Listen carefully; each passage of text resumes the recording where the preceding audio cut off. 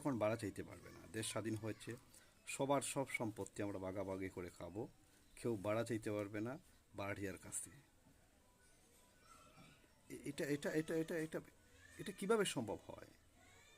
এটাও কি পসিবল যে কেউ কারো কাছে বাড়া চাইছে, তার সম্পত্তির রেন্ট চাইছে, তার জন্য তাকে পিটিয়ে হত্যা করা হবে? এটা কিভাবে মেনে নেওয়া যায়?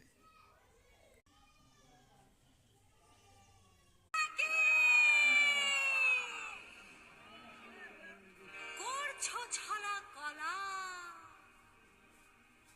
কিছু বললেই ধরছো চেপে, সব জনগণের গলা। তো কিছুই ভালো না। সবশেষে প্রত্যেকের ফিউচার আছে, ভবিষ্যৎ আছে। নিজের হাতে নিজেদের ভবিষ্যৎ নষ্ট করবেন না।